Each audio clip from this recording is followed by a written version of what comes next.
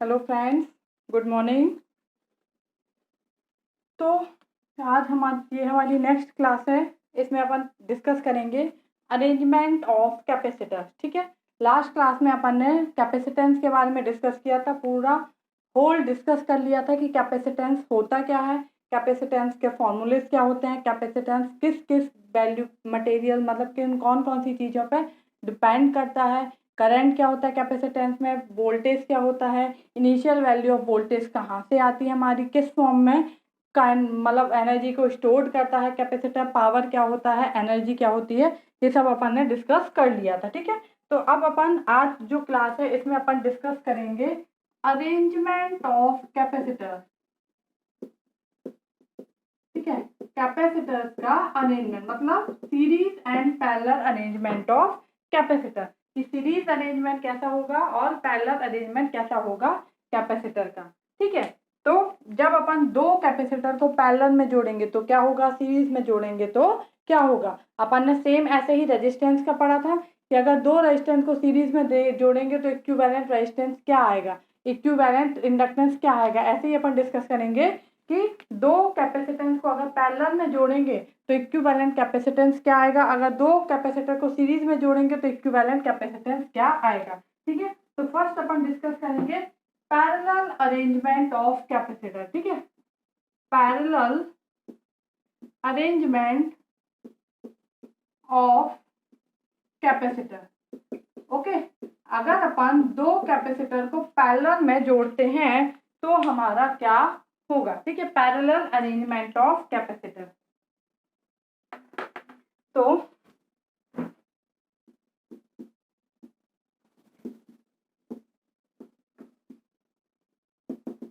ये मान लीजिए suppose that n number of capacitors are connected in parallel C1 C2 C3 Cn। ठीक है, यहाँ पे ये जो वोल्टेज है वो क्या है, V। ठीक है, अगर n number of capacitor parallel में कनेक्ट है तो इसी तरीके से सर्किट बनेगा हमारा C1 C2 C3 Cn। ठीक है, अपन सपोज दैट टू कैपेसिटर मान के लेते हैं। ठीक है, suppose we take two capacitor. अगर अपन दो कैपेसिटर को लेते हैं तो क्या होगा, सेम ऐसे ही कितने number of capacitor upon connect करते हैं अपन इस फॉर्मूले के थ्रू फाइंड कर सकते हैं। ठीक है, तो अगर अपन दो कैपेसिटर लेके चल रहे हैं C1 और C2 तो हमारा सर्किट कैसा बनेगा, ये ऐसा बनेगा ना। हमने इसके पहले डिस्कस कर चुके हैं कि जो पैरेलल सीरीज और पैरेलल सर्किट के बारे में डिस्कस कर चुके हैं कि सीरीज सर्किट क्या होता है और पैरेलल सर्किट क्या होता है, इनकी प्रॉपर्टीज क्या होती हैं। क्या होती है, सीरीज जो सर्किट होता है, ठीक है, सीरीज सर्किट इसमें क्या होता है, करंट सेम होता है। ठीक है, current same in whole circuit. ठीक है, पूरे सर्किट में करंट क्या होता है, सेम होता है। ठीक है, but voltage is different, voltage is different. यही पढ़ा था ना, सीरीज सर्किट में करंट सेम होता है पूरे सर्किट में, लेकिन वोल्टेज डिफरेंट होता है इन ईच ब्रांच। हर एक ब्रांच में वोल्टेज क्या होता है, डिफरेंट होता है। वही अगर अपन पैरेलल सर्किट की बात करें, ठीक है, ये हम पहले आपको बता चुके हैं, हम एक बार और फिर से बोल रहे हैं। पैरेलल सर्किट जो होता है इसमें क्या होता है, voltage is same, voltage is same in each branch, voltage same होता है हर एक ब्रांच में, and current is different, current क्या होता है, डिफरेंट होता है, वोल्टेज क्या होता है, सेम होता है। तो ये कैसा सर्किट है हमारा, पैरेलल सर्किट। तो पैरेलल सर्किट में क्या है, वोल्टेज सेम है बट करंट क्या है, डिफरेंट। मतलब वोल्टेज, जो वोल्टेज यहाँ है वही यहाँ होगा, वही यहाँ होगा, क्योंकि हमने वोल्टेज की डेफिनेशन पढ़ी थी। वोल्टेज क्या होता है हमारा, पोटेंशियल डिफरेंस। ठीक है, पढ़ा था ना पोटेंशियल डिफरेंस। पोटेंशियल डिफरेंस क्या होता है, दो पॉइंट के बीच में होता है हमारा। ठीक है, दो पॉइंट्स के बीच में हमारा जितना भी हमारा क्या हो रहा है, वर्क डन किया जा रहा है, टू मूव करने के लिए चार्ज को एक पॉइंट से दूसरे पॉइंट में ले जाने के लिए, वो क्या होता है, पोटेंशियल डिफरेंस। तो ये पॉइंट माना ए है, ये बी है, ये सी है और डी है। तो ए और सी जो पॉइंट है वही क्या है, बी और डी है, क्योंकि इनके बीच में यहाँ पे कुछ भी लगा हुआ नहीं है। अगर सपोज दैट यहाँ पे एक कैपेसिटेंस लगा देंगे तो जो इसका वोल्टेज होगा वही वोल्टेज इसका नहीं होगा, ठीक है, वोल्टेज डिफरेंट होगा, जो वोल्टेज यहाँ होगा, ठीक है, वही वोल्टेज यहाँ पे नहीं होगा, क्योंकि ये पॉइंट और ये पॉइंट अब क्या है, सेम नहीं है, इनके बीच में कुछ आ गया है। बट जब यहाँ पे कुछ भी नहीं लगा हुआ है, ठीक है, अभी अपन लेके चले, यहाँ पे कोई भी कैपेसिटेंस नहीं है, मतलब क्या है, ये पॉइंट जो है और ये पॉइंट क्या है, सेम है हमारा, ठीक है, मतलब ए सी जो है और ए बी डी जो है, A C and B D are same point, ठीक है, तो इनके बीच का वोल्टेज क्या होगा, सेम होगा, तो जो वोल्टेज V यहाँ है वही यहाँ पे होगा और वही क्या होगा, यहाँ पे होगा। लेकिन जो करंट है वो क्या होता है, डिफरेंट, तो सपोज I करंट यहाँ से आ रहा है, तो I1 यहाँ जाएगा और I2 क्या होगा, यहाँ जाएगा, क्योंकि कोई भी करंट है वो क्या होगा, दो पार्ट में डिवाइड होगा, जितना करंट आ रहा है वो ही क्या होगा, पूरे घर में डिवाइड होगा। तो I आ रहा है, मान लो 5 एम्पियर आ रहा है, तो 2 इस कमरे के लिए हो गया और 3 मान लो उस कमरे में चाहिए, वहां ज्यादा अप्लायंसेस लगे हुए हैं, ठीक है, तो I बराबर क्या होगा, I1 प्लस I2, ठीक है। अब अपन ने कैपेसिटेंस में फॉर्मूला पढ़ा था कि I इक्वल टू क्या होता है, C dV बाई dt, तो अगर इनपुट करंट I है, वोल्टेज V है, ठीक है, तो क्या हो जाएगा formula, I equal to C dV by dt, यहाँ पे अपन C मान लेते, क्या हो गया, इक्विवेलेंट कैपेसिटेंस, तो I ये हो गया कैपेसिटेंस के करंट का फॉर्मूला, ठीक है, करंट इन कैपेसिटर, ठीक है, तो I इक्वल टू क्या हो जाएगा, C equivalent dV by dt। अगर यहाँ पे बात करें I1, तो I1 क्या हो जाएगा, C1 dV by dt, voltage तो सेम है, I1 है तो करंट C1, I2 बराबर क्या हो जाएगा, C2 dV बाई dt, ठीक है, जो I है वो किसके बराबर है, I बराबर I1 प्लस I2, इनकी वैल्यू यहाँ पे रख देंगे तो क्या हो जाएगा, C equivalent dV by dt बराबर C1 dV by dt plus C2 dV by dt, होगा कि नहीं होगा, dV बाई dt कॉमन ले लेंगे तो ये कट हो जाएगा तीनों साइड, तो C इक्विवेलेंट बराबर क्या होगा, C1 प्लस C2, तो ये हो गया हमारा इक्विवेलेंट कैपेसिटर, ठीक है। C इक्विवेलेंट क्या होता है, C1 प्लस C2 होता है। तो अगर दो कैपेसिटर पैरेलल में कनेक्ट है तो उसका इक्विवेलेंट कैपेसिटेंस क्या होगा, C equivalent C1 plus C2, ठीक है। वही जबकि अपन ने इंडक्टर में पढ़ा था कि दो इंडक्टर अगर पैरेलल में कनेक्ट है तो 1/L इक्विवेलेंट बराबर क्या था, 1/L1 प्लस 1/L2, ऐसे ही हमारा रेजिस्टेंस में था। इसमें क्या होता है, उल्टा है, तो रजिस्टर और जो इंडक्टर है इसमें सेम होता है, मतलब अपन को एक मेमोराइज के लिए कि 1/R बराबर 1/R1 plus 1/R2 same inductor में, बट इसमें क्या होता है, उल्टा होता है। इसमें उसमें जो सीरीज में होता है इसमें पैरेलल में होता है, इसमें जो पैरेलल में होता है वो कैपेसिटर में सीरीज में होता है। तो जब दो कैपेसिटर पैरेलल में कनेक्ट होंगे तो C इक्विवेलेंट बराबर C1 प्लस C2, सेम है, अगर n number of capacitor parallel में कनेक्ट है तो C1 plus C2 plus C3 plus debt कितना हो जाएगा, Cn, ठीक है। तो ये हो गया parallel arrangement of capacitor.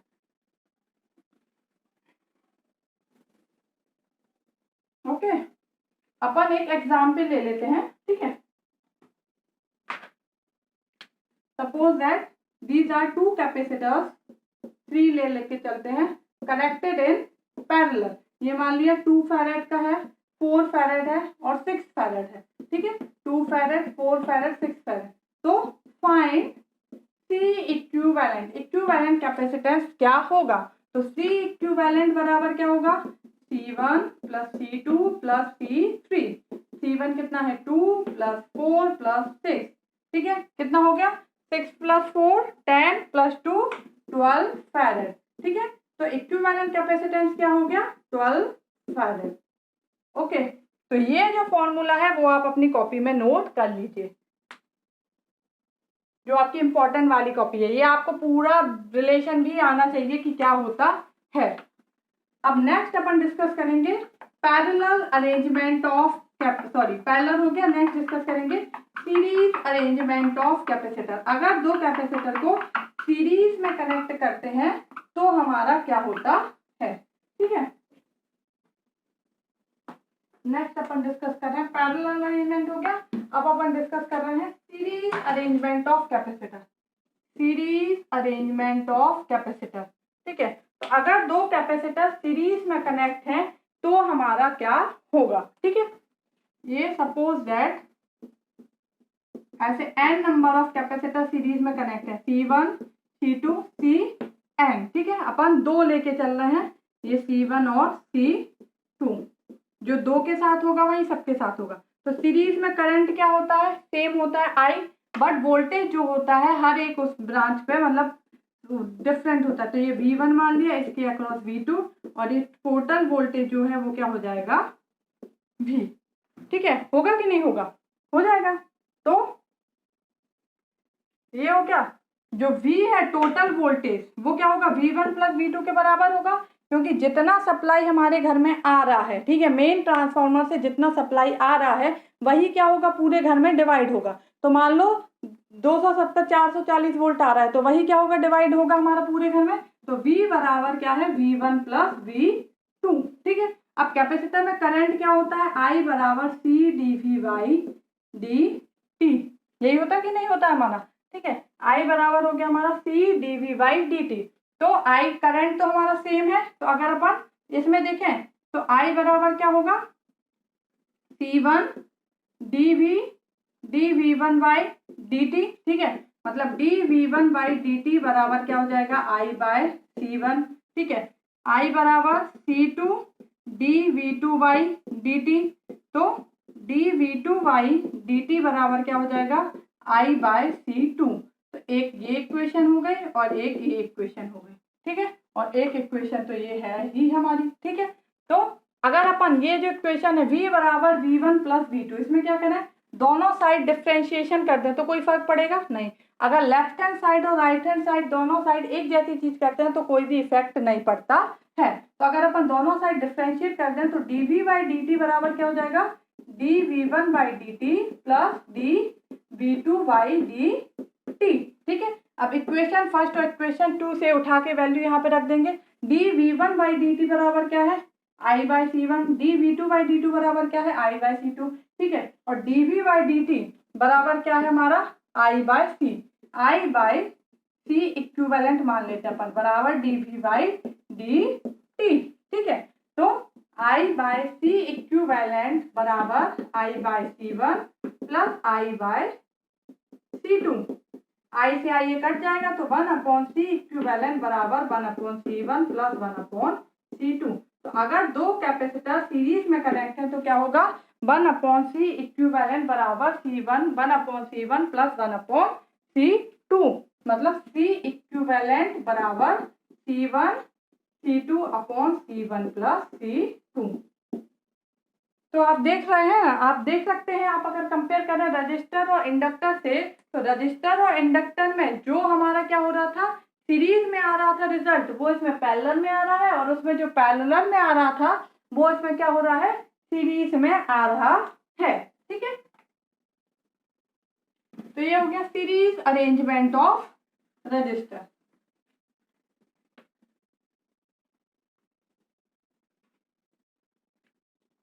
So suppose that these are three registers connected in series में कनेक्ट है, ठीक है, 1 2 4, ये 3 रजिस्टर सीरीज में कनेक्ट है। तो C इक्विवेलेंट फाइंड करना है, क्या होगा, ठीक है। तो क्या हो जाएगा, 1/C इक्विवेलेंट बराबर 1/C1 plus 1/C2 plus 1/C3। तो 1/C इक्विवेलेंट बराबर क्या होगा, 1/1 प्लस 1/2 प्लस 1/4। एलसीएम ले लेंगे 4, ये क्या हो जाएगा, 4 प्लस 2 2 जा 4, 4 4 जा 1, तो ये क्या हो जाएगा, 4 प्लस 2 6 प्लस 1 7/4, 1/C इक्विवेलेंट। तो C इक्विवेलेंट क्या हो जाएगा, 4/7 फैराड। यूनिट लिखना कभी मत भूलिएगा, ठीक है। तो C इक्वल टू क्या हो जाएगा, 4/7 फैराड। तो अगर 3 कैपेसिटर पैरेलल में कनेक्ट है तो अपन ऐसे फाइंड करेंगे, ऐसे कितने भी नंबर ऑफ कैपेसिटर कनेक्ट हो अपन उसी के हिसाब से क्या करेंगे, फाइंड कर लेंगे। तो ये हो गया सीरीज अरेंजमेंट ऑफ कैपेसिटर। अगर दो कैपेसिटर सीरीज में कनेक्ट है तो उनको कैसे फाइंड करेंगे, ठीक है।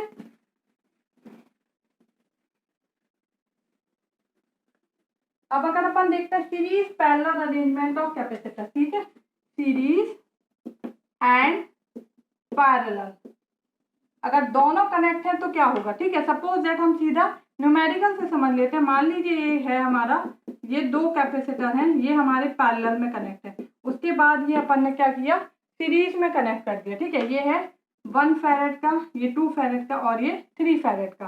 ठीक है, तो ये कैसा होगा, यहाँ पहले इस टाइप से लिख लीजिए। ये कैपेसिटेंस है मान लीजिए हमारा सीरीज एंड पैरेलल अरेंजमेंट, ये पैरेलल में कनेक्ट है सीरीज में, ये C1 हो गया, C2 हो गया, C3 हो गया। अपन को क्या फाइंड करना है, C इक्विवेलेंट। तो C इक्विवेलेंट बराबर क्या होगा, ये दोनों क्या है पैरेलल में, उसके बाद ये सीरीज में कनेक्ट है। ठीक है, ये क्या है पैरेलल में, उसके बाद ये और ये किस में है, सीरीज में। ठीक है, इन दोनों का अपन ने मान लिया C1 इक्विवेलेंट। ठीक है, तो पहले C1 इक्विवेलेंट क्या हो जाएगा, ये दोनों पैरेलल में है, पैरेलल में कैसे कनेक्ट होते हैं, C1 प्लस C2।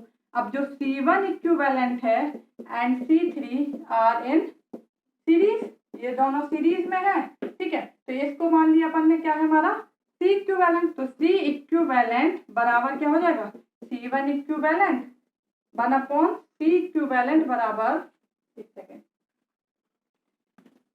ये दोनों सीरीज में है ना, ये टोटल का हो गया C1 इक्विवेलेंट और C3, ये दोनों सीरीज में है, ये दोनों सीरीज में, तो इनका रिजल्टेंट जो है वो C इक्विवेलेंट मान रहे हैं। तो 1/C इक्विवेलेंट बराबर 1/C1 इक्विवेलेंट प्लस 1/C3। तो क्या हो जाएगा 1/C1 plus C2 plus 1/C3। ठीक है, इसको अपन सॉल्व कर लेंगे यहाँ पे, तो क्या हो जाएगा 1/C equivalent equal to result LCM ले लेंगे C3 C1 प्लस C2, तो हो जाएगा C3 plus C1 plus C2।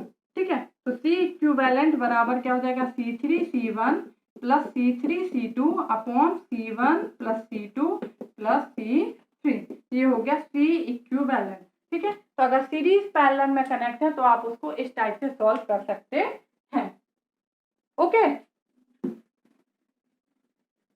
तो ये जो हमने फॉर्मूला बताया पैरेलल का, सीरीज का, सीरीज पैरेलल का, ये फॉर्मूला आप जो आपकी इंपॉर्टेंट वाली कॉपी है उसमें लिख लीजिएगा, जिसमें मगअप वाले फॉर्मूले अपन लिख रहे हैं। ठीक है, मान के चलते हैं ये दो कैपेसिटर हैं पैरेलल में, उसके साथ ये हमारा सीरीज में है। ठीक है, 2 फैरेड का, 4 फैरेड का और 6 फैरेड का। तो इन दोनों को पहले सॉल्व करेंगे, हमारा ये दोनों पैरेलल में कनेक्ट है, तो क्या आ जाएगा 2 + 4 मतलब 6 और ये 6 है हमारा। अब ये दोनों क्या है सीरीज में है, तो 1/C इक्विवेलेंट बराबर 1/6 प्लस 1/6, ये हो जाएगा 2/6 1/3 1/C इक्विवेलेंट, तो C इक्विवेलेंट क्या हो जाएगा 3 फैरेड।